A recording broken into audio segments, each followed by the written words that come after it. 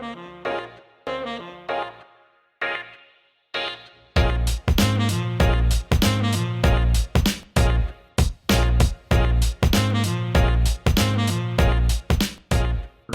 that was your just for fun.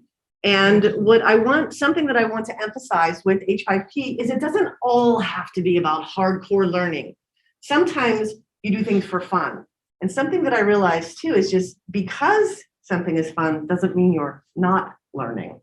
So that's another kind of cool piece of H5p too. You have the interactivity that also provides different types of learning activities. And like I like to say, usually to faculty, not to students, tricking students into learning isn't such a bad thing either. Not necessarily letting them know that they're doing some learning activities. I'm going to go through, I'll sit down here, go through a couple of these slides. They're really minor, but again, I embedded these right into the website itself if you want to take a look at them a little bit more, provide you a little bit of context. So I was really drawn, interestingly enough, to these mantras that can strengthen your teaching. And you probably don't know this about me. Maybe, Michelle, you do. I don't like quotations. I don't put quotations, like back when I used to do Facebook, never put any quotations up. I don't put quotations in my email signature. I'm just not a quotations person. I'm not a mantra person. As I like to say, I like context, not quotations. But looking at these really brought out something I thought that was important way before like COVID, but even more important now, sort of thinking about students where they are and engaging them in ways that both challenge them and challenge us. So I'm going to read these, even though that's kind of against the policy of what slides are supposed to be, because I think they are important, and it's no particular order.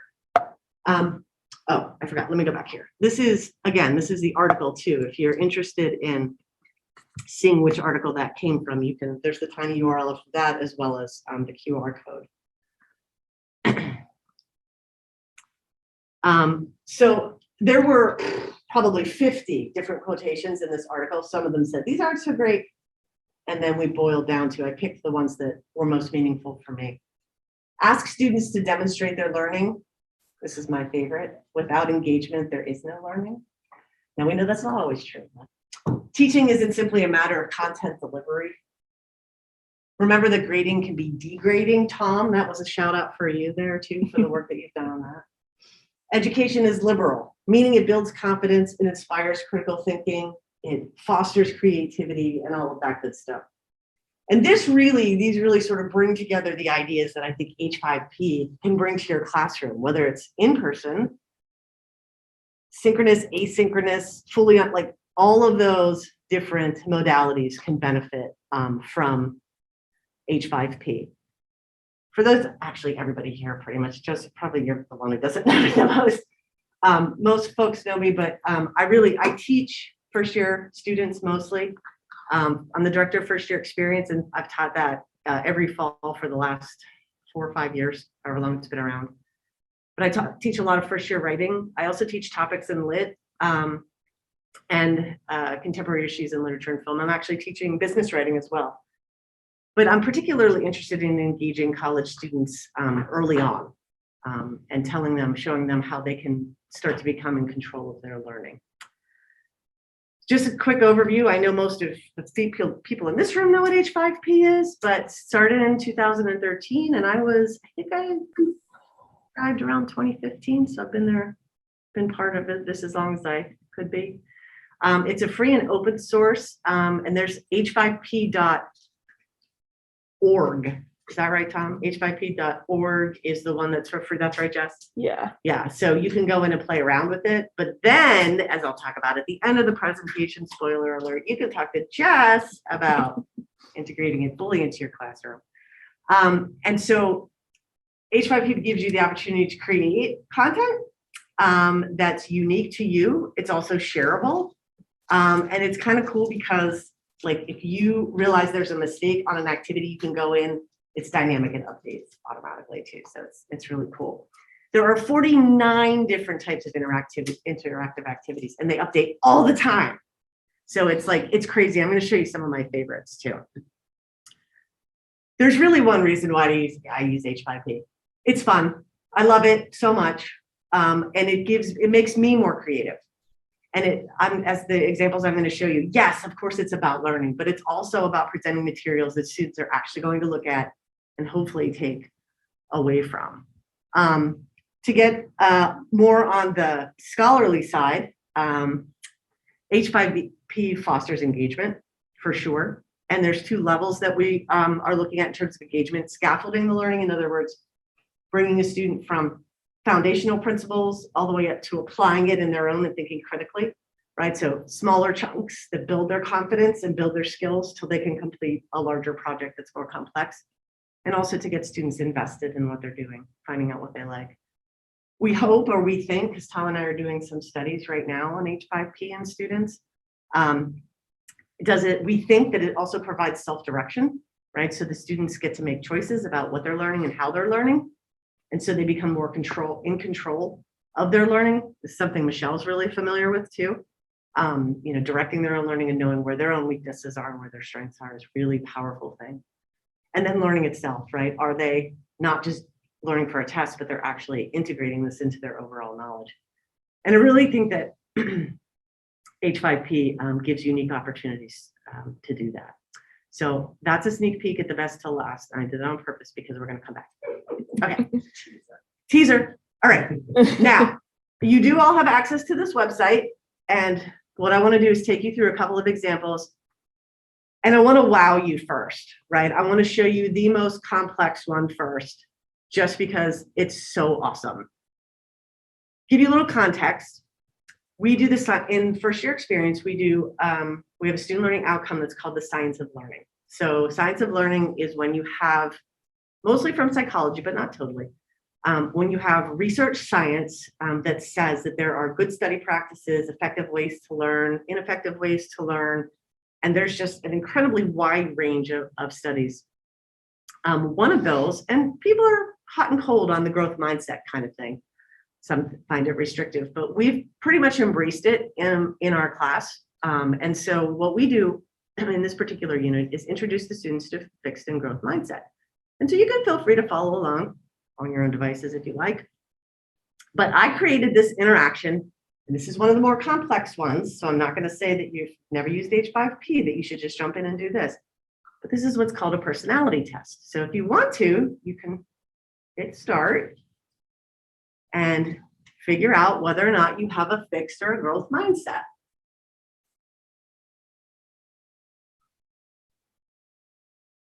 Just you can do. Of course, everybody will see it.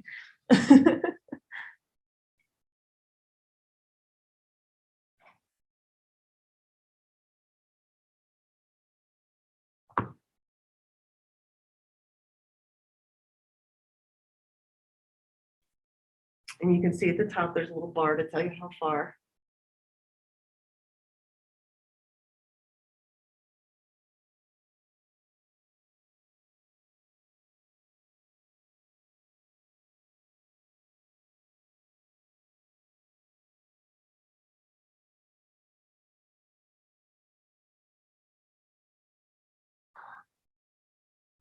So then eventually you'll get to your little spinner and it's saying, it's not actually a roulette wheel, but it kind of looks like it. And then it gives you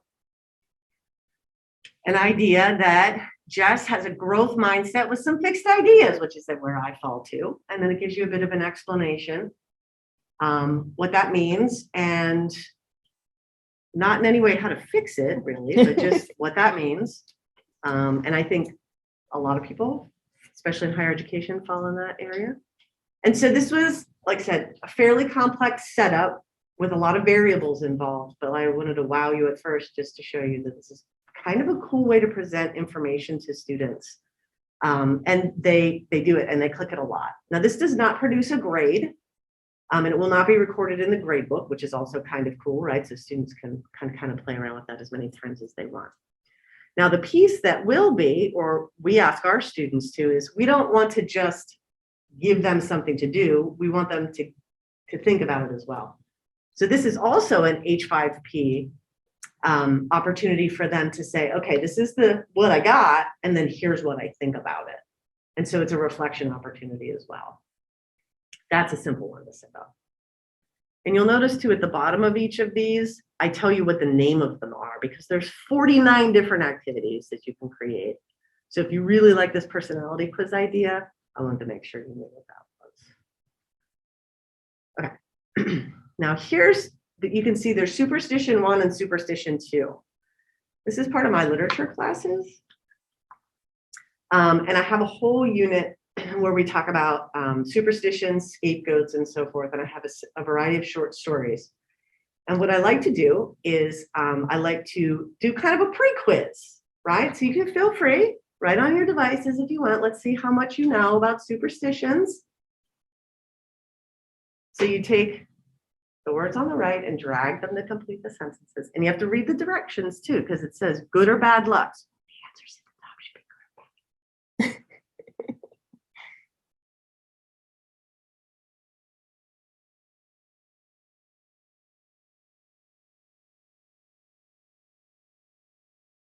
Look at all my students doing their good work. I hope you folks at home are doing the same. And if you're saying, I got in late, I don't know where you are or what you're doing, there's a tiny URL at the top of the screen too. So you can join along with the fun.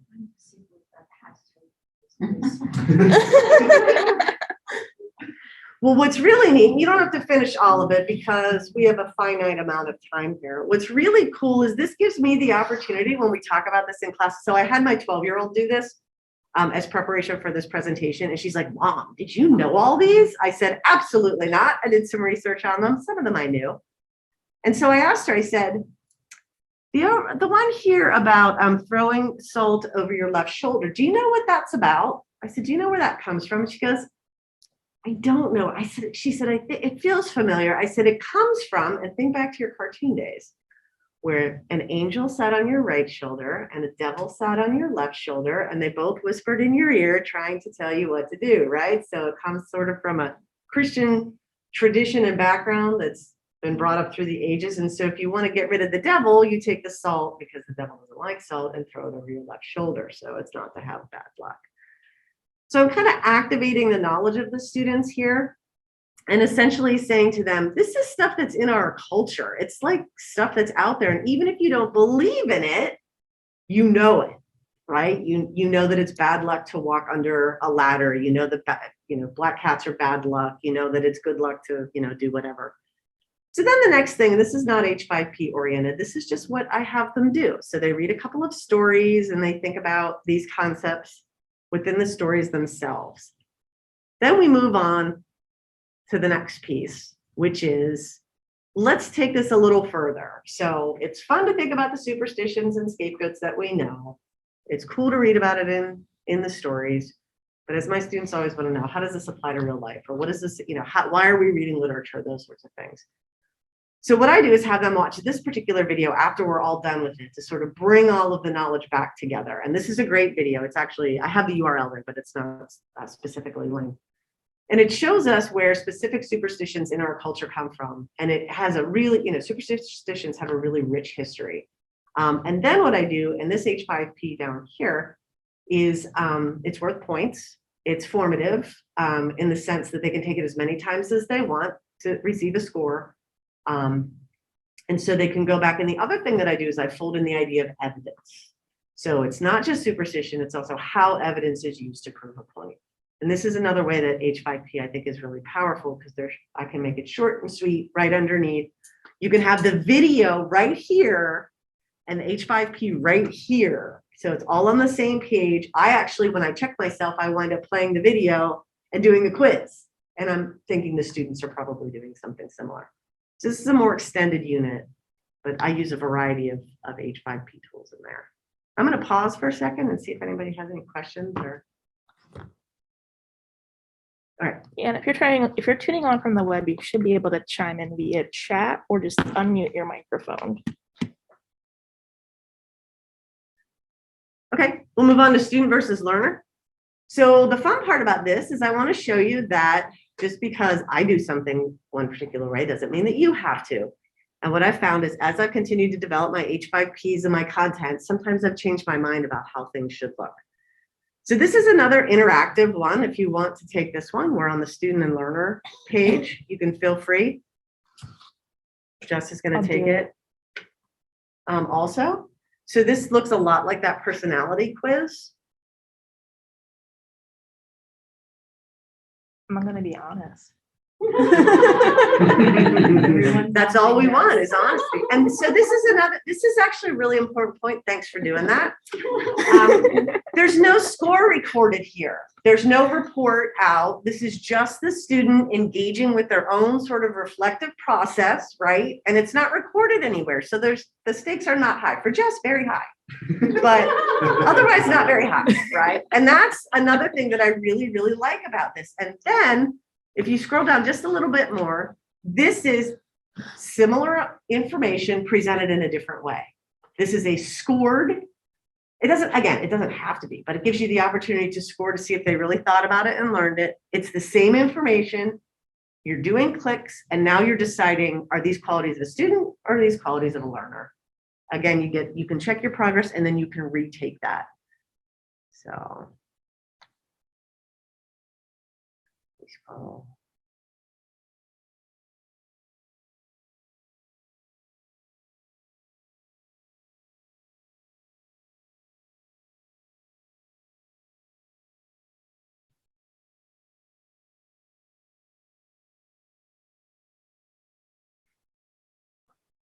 And there's one under here. So if I check it, yay, I got them all right. Actually, I got 11 out of 12. Must be missing one somewhere. And then if I want to, I can retry it. Oh, yeah, I see there's one underneath there. Okay. And so on my D2l page, it's a little bit bigger. So it's the same basic content in two different ways to look at it. So this next one, this is something that I use in during registration time in FYE. And it's super practical, hands-on. This is what the student's going to see. How the heck am I going to get to where I need to get to? Because I don't know. This is like a whole new, my WCU navigation is very confusing to me. So there's different pieces, and you can feel free to do this too. I can tell you, you're probably going to fail the first couple times because I still don't get 7 out of 7 when I do it. Partially because unless you're a student here, you don't get this view. That's part of it. But where do you find your schedule? Probably in classes. I think planners in classes. I think search classes is in classes. Change my address. That's going to be person. Find DPR. That would be under degree progress. Find, fold, be alert. I'm going to say this. Let's see. Maybe I've done it enough times. Oh, no. Okay. So I didn't do it wrong. And I never do. So neither do my students. But this is something that I wanted to point out because this to me is what it's all about. Look, and this is just a small sampling. Over here on the far left, you can see how many times the students attempted this particular activity. So some people just one time got all 7 out of 7. Good for that person. But other people, 2 times, 4 times, 4 times, 2 times, 4 times, 5 times.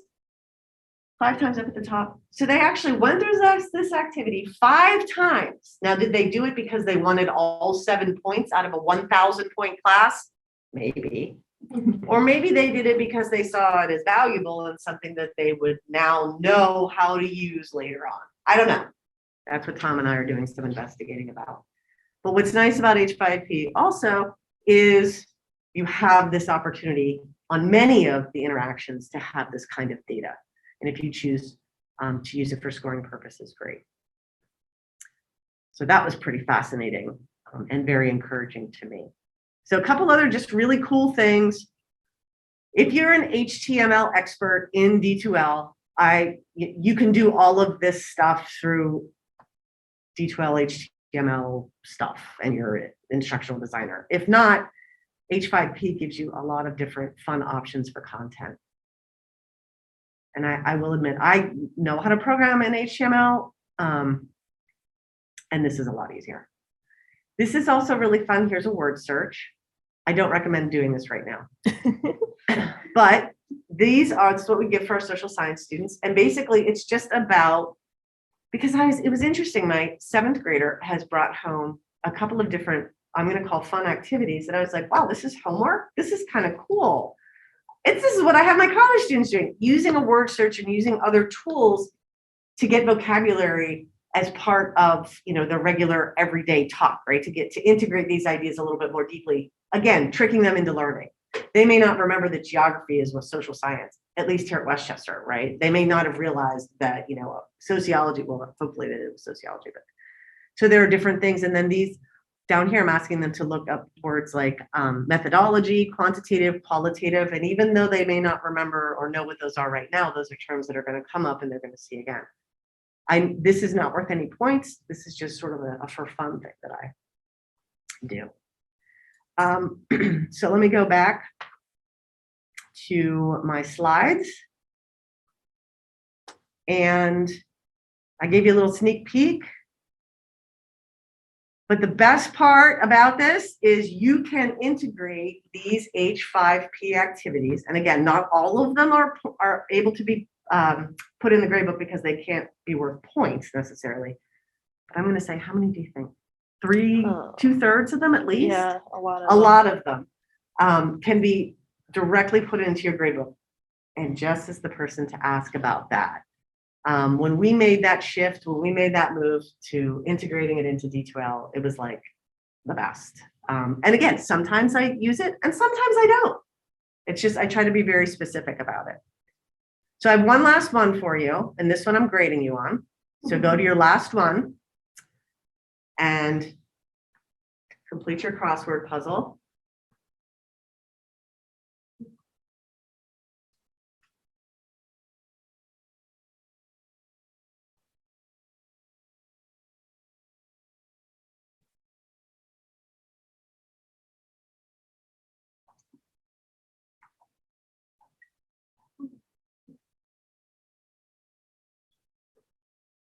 This is going to be hard for people not in our department. I know, that's the point. So this is going to inspire them to go find out more about our oddly people. Should we give them some hints? Yeah, we could. Okay, so let's see. Now everybody's might look a little bit different. So if we were to look at, if you and I complete ours. So this person used to be a distance education intern. Who might that be? Should we skip that one? Let's start with this one. This person has just earned an EDD. If you don't know this, you're like, you haven't checked the news. Yeah, you haven't checked the news. I haven't mentioned his name like 30 times in this presentation. Okay. Let's go down to all the people in the room. This person heads up e-textbook.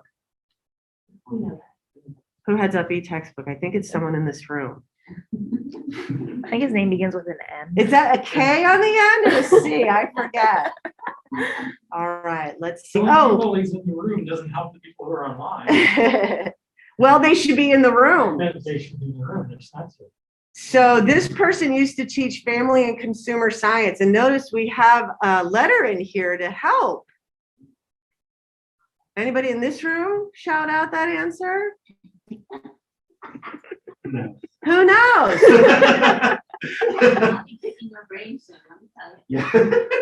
Okay, this person in this very room with the green shirt on is an assistant vice president. This is the go-to person who needs to update her picture about everything. So let's see. Oh, here we go. We forgot you. Who do we contact about H5p? That's me. Maybe people know and maybe they don't that Hannah lives in Germany. And then, so this is great about these is like, if you're not sure, these are sort of like filling in. Did you know that this person lives in Westchester, Ohio? Right. And so you can go on. And the point is that I just sort of put this thing together just for fun, right? I was actually hoping there would be some more people in the room. But I thank you all for being here. But this is something you can almost do on the fly, right before class, just to record some ideas. And yeah, I saw a little collaboration going on, a little giggling, right? That to me is how the best learning happens. So that is my presentation. And if you have questions, I'd be happy to answer them. I'd be happy to show you a little bit more about the app itself. This is just a screenshot, but I'd be happy to, buzz in and show you how to do some of those setups if you want. So whatever for the last few minutes. Any questions from you folks at home? All right, I'm not seeing any questions Okay. filing in, but thank you so much, Yeah, Shannon. thank That you. was awesome. I love, I monitor the licenses for all these tools, but it's really nice to be able to connect with faculty and see them actually being used. The last part of our session today, I'm just going to do a quick demo of Poll Everywhere. A lot of you may be familiar with this already, but I feel like this is an application that I've been answering a ton of questions about this semester. So I thought I would use this as an opportunity to just kind of give a quick demo and go over some of the basic features. So just bear with me one moment while I get my screen set up. Okay. Everybody can see that now. So just really quickly about Poll Everywhere, we did discuss it briefly in our last session, our 30 tools in 30 minutes, but we went at light speed. So we just basically gave you a couple sentences about it and moved on. So in case you didn't catch that, Poll Everywhere is our student response system.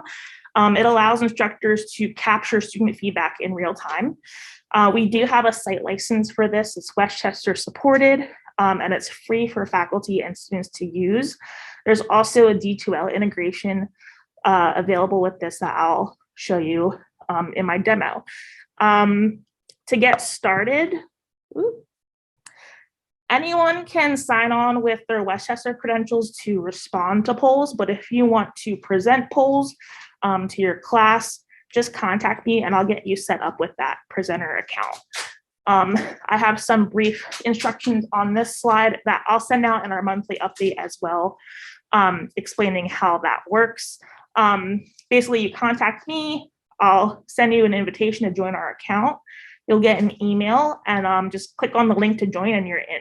After that, you can just go to polleverywhere.com, sign in with your Westchester credentials, and it'll take you right in. There's also an option to I skipped that. There also is an option to set up teams in Poll Everywhere. So if you're working with your colleagues, if you're teaching the same class or you're in the same department, you can submit a request to me to create a team. And this will be on the edited PowerPoint that I send out. But I have a request form in Qualtrics. You just fill that out. I'll get a notification. I'll create the team for you. And then you can share activities with each other. So for example, if Shannon had an activity and Michelle was like, oh, that's a really cool activity, I want to present that in my class, Shannon could share it with Michelle. Michelle could share it independently and just, collect only the data that Michelle collects. Or you can get all of it if you want, if you're teaching like a shared course.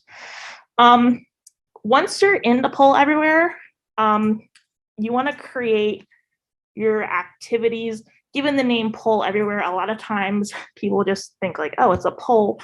But let me actually go to my browser to do a quick demo. I'm gonna have to reshare my screen.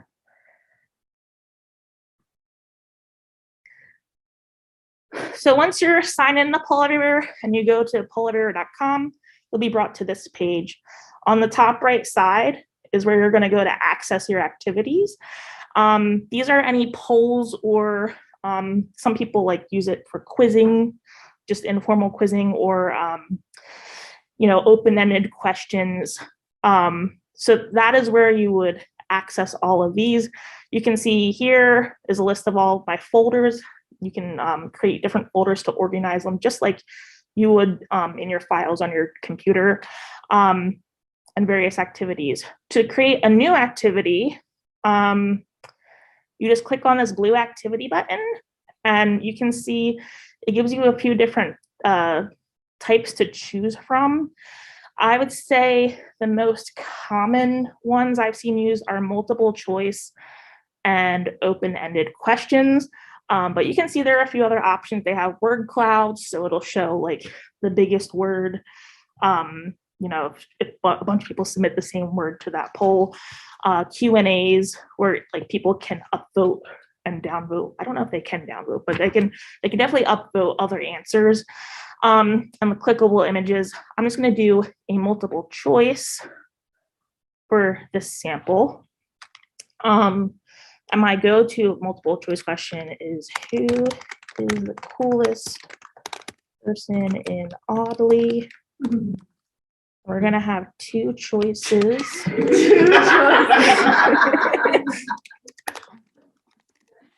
And we all know what the correct answer is. Mark, it's just so easy. And that is another thing. When you have multiple choice questions like this, if there is a correct answer, you can designate it here. Or if you're just trying to get see what your students say, you're not looking for a correct answer, you can leave these unchecked. Or you can check them both. Yeah, you can check them both. Because they're both right answers. In this case, checking them both is incorrect. So,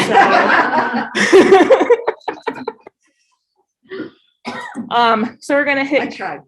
Yeah. So we're gonna hit create. We're gonna hit create. It takes us to this screen, and here you can kind of drill down a few more options under your configuration settings and your visual settings. Under your configuration, the most important thing is how people can respond. You can see we have the options for website or text messaging. It's very important that at least the website is checked off. Text messaging would allow participants to like text in their answer. This is okay if you're making this like an anonymous poll, not requiring authentication or anything. But if you want to import this to your gradebook in D2l, I would leave this unchecked because you'll see in the next group of settings are audience restriction and identity. You can, if you are utilizing this with your gradebook, you're going to want to restrict to registered participants only, so only your students can sign in. And they just sign in with their Westchester credentials. No need for, they don't really need to go through a registration process. They just sign in. And then you'd want to identify the participants with their registered email. Changing it to everyone, no restrictions, and completely anonymous, if you are planning to import this to your gradebook, can mess that up. So these are the recommended settings if you're importing to your gradebook. If you're not worried about that, have fun with whatever settings you want to choose. You could even, what was that, Mark? I didn't say anything. Oh, it sounded like you said something. Okay. Yeah. Additionally, you can kind of set up your response settings. Like if you want it to limit one response, and make sure like they can't change their answer, or maybe, allow changes to answer. You can disallow changes to answers. But this is where you'll, adjust your settings for how you want students to be able to respond. For example, you could change this to 10 times, or you could even check off as many times as they'd like. So it's up to you how you want to set that up. And then I would say this is more important if you're doing this activity asynchronously rather than in person or synchronously. But you can schedule lock and unlock times of your activities. We could do like an auto unlock time. I could say unlock it 5 minutes from now, and then shut it down 1 day from the auto unlock time. So it'll lock tomorrow at 1:42 p.m. I'm going to take these off though. So that is the gist of creating your activity. Once that's all, I'm sorry, I'm skipping over our visual settings. There are some visual settings. I think this is going to show up better in a poll that actually has responses. So let me just back out for a second.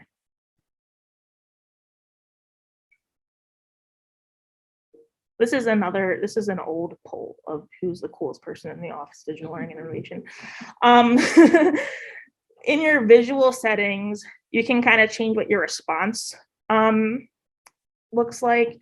So, you know, if you don't want the sideways chart, you could change it to a column chart. Now we have vertical columns. You could do a pie chart. You can even change the colors of each bar. So like we can make Mark purple and we can make me blue. And you can play with like the way that the labels look, like the color of the text. And you can say like for the response totals, if you wanted to show a count, so you see if the count's on, and we have 2 people answered for each of these 2 responses.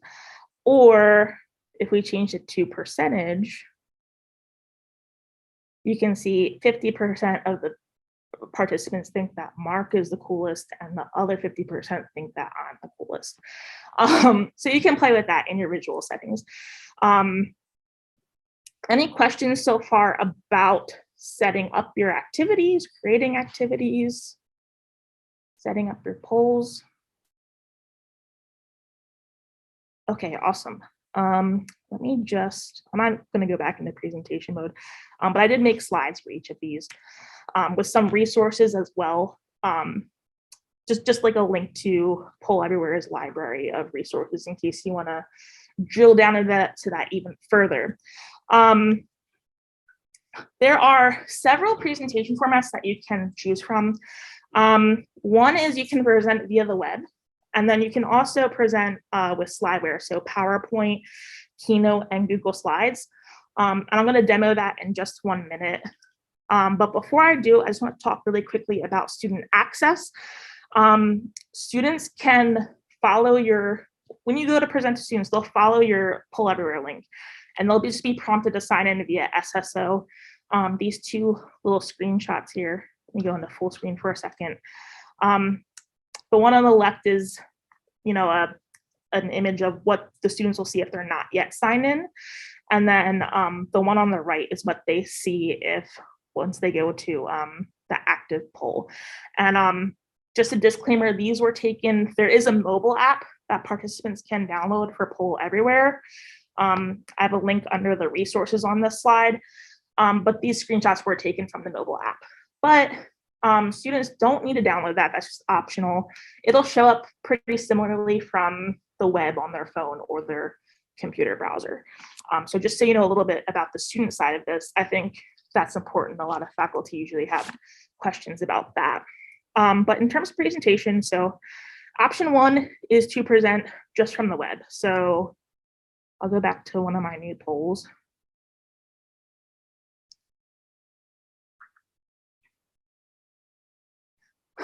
So when I go into, I have my activity open, I can still edit it from here, but I think I'm ready to go. So I'm going to go up to the top, hit this blue present button, and it shows up like this. And for people in the room, it's kind of covering, what is it? Zoom is kind of covering the top of my screen, but my join link is up here. It'll say join poll at pollev.com/jdrass. And then, we have what are Westchester University school colors. So if you're in the room or online, if you want to take a second and respond to my poll, we'll see if you guys know what the school colors are. I'm not sure.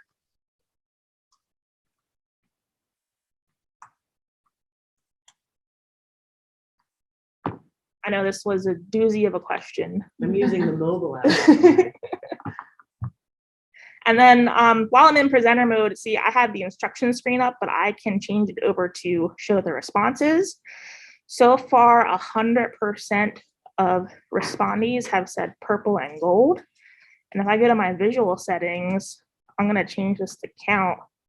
So I see the count instead. We've had 4 responses. 4 people think it's purple and gold. Once I think I've collected all my answers, I I can go ahead and do this correctness slide.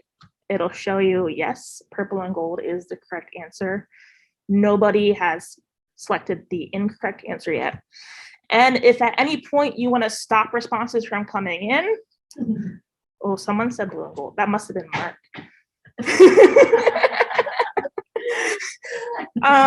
If at any time you want to stop responses from coming in, you can go down here and lock the poll.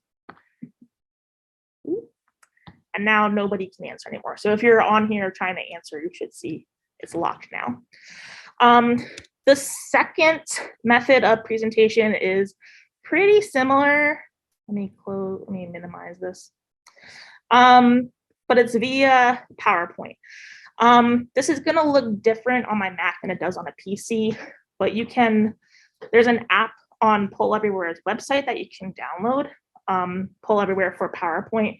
There's a Mac version and a Windows version. Additionally, it also has applications to integrate with Google Slides and Keynote. I know Keynote works the same way as PowerPoint in terms of the Poll Everywhere app.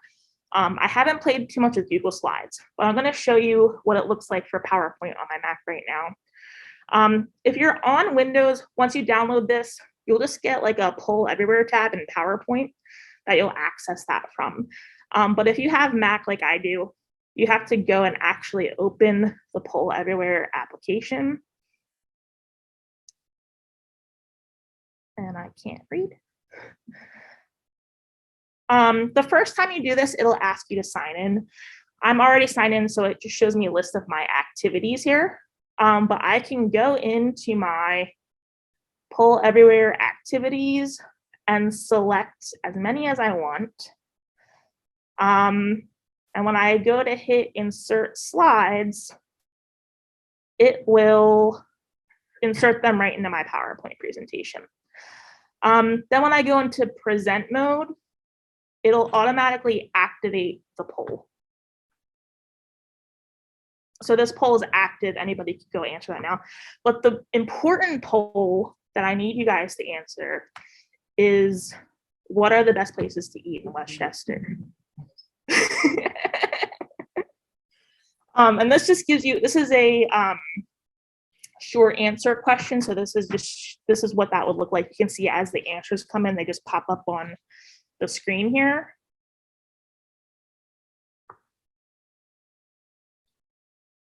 The social, the social's good. Kuma, I haven't tried Kuma. IDK, that is definitely not Mark. That was me. That was me too. Okay, awesome.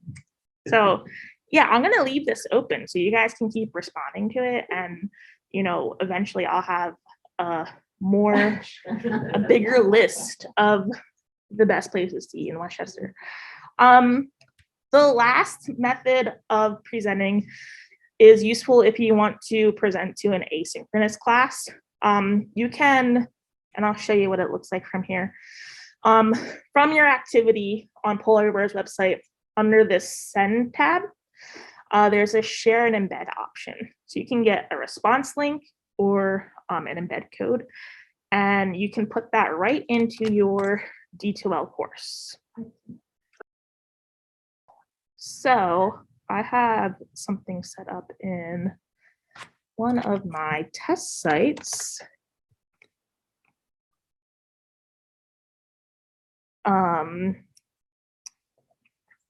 So this is my Poll Everywhere demo module. And you can see, I just wanted to show you what it looks like via link and embed. So, I added the link to this best places to eat in Westchester activity, and it just takes me right to that response page. Or you can embed it into your module, in which case it'll prompt you to log in. So I'm going to log in via SSO.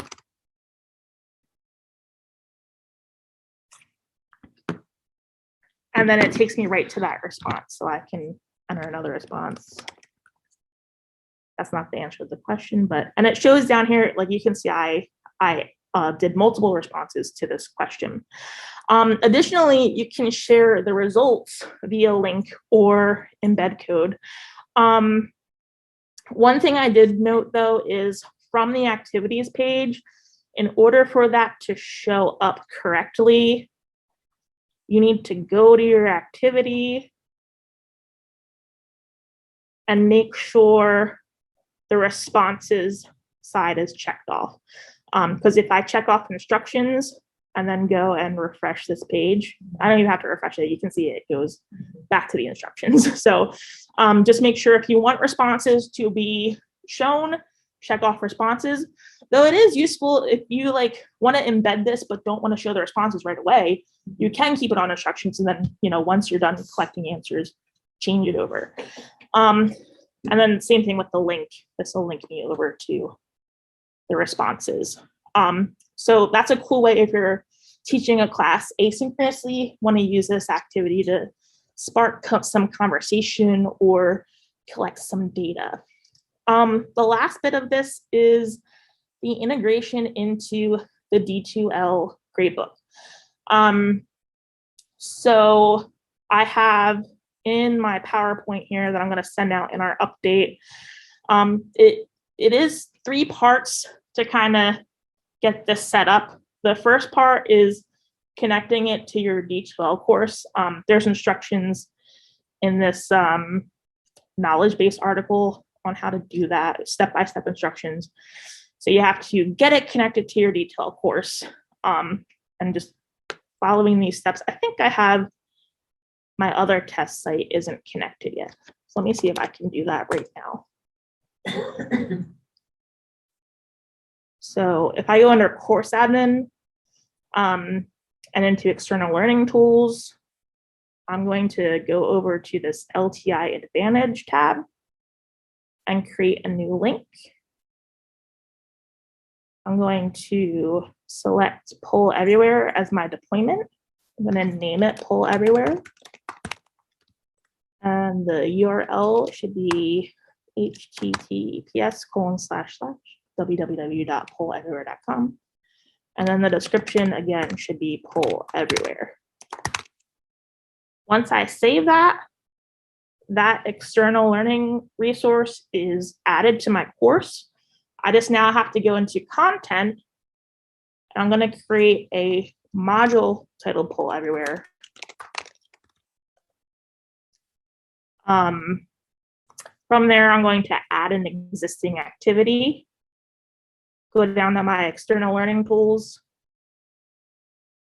and then find Poll Everywhere from this list. One last step in this, once this is added, you do have to go edit the properties in place, make sure this is checked off, and then once you refresh your screen, you're good to go. You can also, this big module here, you can hide it so that your students can't see it because it's not going to mess up anything if it's hidden. So that was part 1 and 2 of the, no, I'm sorry, that was part 1 of the Poll Everywhere connection. Part 2 is actually going in and you're going to import your roster. So you see, once I click on that Poll Everywhere external resource, it opens up this in a new window. Just hit the blue button, continue to D2l. And before you add any gradebook items, you want to sync your roster, because if you don't do this, Poll Everywhere is not going to realize that there's actually people in your class. Your results aren't going to import properly. So you just sync your roster and then go back to your participants page to check it. And it should show, yeah, I have to uncheck all these. But if I uncheck everything except for this class that I just synced, you can see all of these students are now recognized as being part of my Dev ODLI Test 2 class. Since they are in there now, I can go back to my content page. I'm ready to go ahead and import my actual gradebook item. So I can go to Poll Everywhere. It'll take me back here again. But this time, I'm going to add a new gradebook item. And you see, once I do that, it gives me all these options because it's really exporting it as a report. But you can see it automatically selects this gradebook option. So you just hit continue, and then it gives you your activities here. And I'm going to go to my sample graded activities, and I'm going to check off this one, which Disney princess has red hair. We'll create a report, and in that report, it'll show me the responses. So who got it right? So this is like based on like, did they select the correct answer, this grade column, or participation is just who participated. And when you go to export to the gradebook, once you're done here, you hit export, and it gives you this little thing pops up. So you can export it based off of the grade itself. So did they get it right?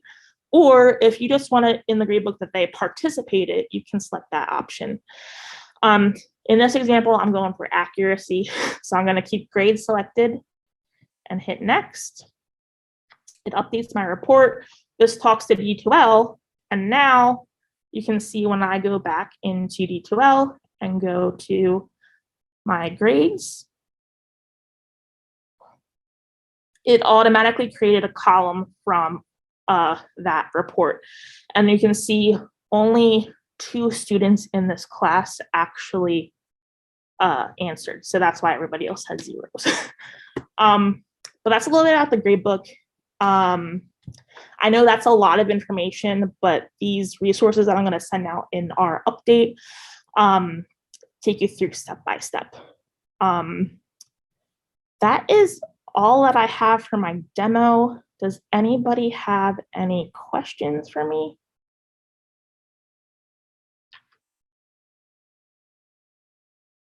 Just have a question.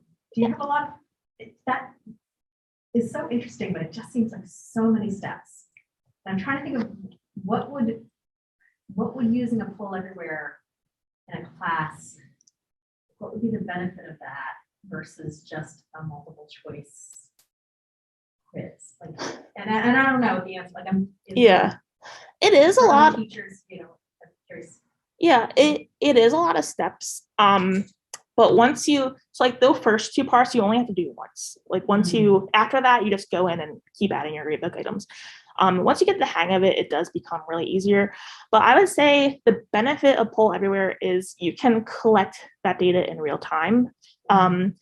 You can not only use it to check understanding, but you can also use it to facilitate conversations. I know some people use the grades that for Poll Everywhere for participation rather than like, you know, a more formal assessment, but definitely gives you an idea in class. Are students picking up on what I'm telling them? So in a Zoom class, actually, I guess you could see who's paying attention. Yeah. That kind of thing, right? Yeah. And then also, like, especially with the open-ended responses, like, it kind of gives students in class face-to-face who may not speak up and want to talk a space to express their opinions. I had one other part. Yeah, I use the hotspots, like different pictures to do all sorts of different things, take temperatures in terms of like, how are you feeling today? But then also like, I don't know, we were setting people up in terms of like, we take our big lecture and break it up into sections. So we're like, where do you sit? And then we've done geography, you know, like just use those hotspots for a whole bunch of different reasons. And those are fun because you're not looking for right or wrong answers, right? But just a response, just to know that people are engaging with it that's fun. And do you count like who participated? Yeah. Do you use that? Yeah. Awesome. Tom has something to add too. I think he's going to come through my speaker. I hope so. Can everybody hear me? Yep. Okay, Yeah. cool. So Michelle, I would say too that I think using Poll Everyone in the class over say like a D2l quiz is a lot less click and login for students. Because typically once they're into Poll Everywhere and you launch something, it just comes right up. So I would say from that perspective, it can be a little easier for them to get in and going with the activity. That's true. Oh, you know what else is fun? I use competitions. So Yeah. like we have this competition set up, and so it's like Kahoot, right? Only it goes into the gradebook. And again, for me, it's not about right or wrong answers. It's about, did you try? And then we have laughs about it and somebody's crowned a winner. all that good stuff. So There is also one other interesting use that I've seen of it. And I recreated it but in like a very not sophisticated way. One faculty from the Women and Gender Study program, they use it to collect demographic data, and then they can reflect that in future questions. So for example, I had this sample poll. I said, what's your favorite color? And had some people in the department answer it. And then the next poll, I asked, have you ever been in a class where you were the only person with that favorite color? And you can see what they said, who said yes and no. So people who, 50% of blues said no. So I've seen it used that way Right. as well. When it goes to the gradebook for participation, do you control how many points it's worth, or is it just 1 point versus 0 points, or how does that? I think it goes in automatically as, well, this is in percentage, but I think it usually goes in automatically as 10 points, but you can go in and adjust the points of the grades. Yeah. One more thing coming through the chat. Oh, Tom's going to his next meeting. Awesome. Any other questions either for me or for Shannon too? I know we talked about a lot today. Shannon, I have one more question that Yeah. occurred to me after you finished, sorry. When you had the superstitions one and you had multiple, you're dragging and dropping, I've had this problem. You have the same answer. How do you like? it's smart enough Is that it good smart enough? luck and bad luck, if it's there 5 times each, doesn't matter which one you drag in. So make sure you spell it the same way, make sure there's no extra spaces, make sure they're identical, and it's fine. Yes, because sometimes when I do more complex H5Ps, so let's say, for instance, we're talking about general education, and within general education, you have interdisciplinary requirements, speaking requirement, you have multiple, you have to only have one answer. Right, Like, exactly. they can't, so you can do blank sciences, Right. maybe social sciences, and then you can have humanities, but you can't have science and humanities because they can go in either spot. So Correct. that won't work. Right. But if you have the same answer multiple times, it doesn't matter which one you drag in. That was Awesome. my question. Awesome. Well, we're at time. So I just want to thank everybody for attending both in person and online. And just a quick plug, next week or next month, we're doing this again on the 19th, same time, same places. And thank you so much, Shannon, for Thank you. coming to talk to us today. Thanks. Thanks, Jeff.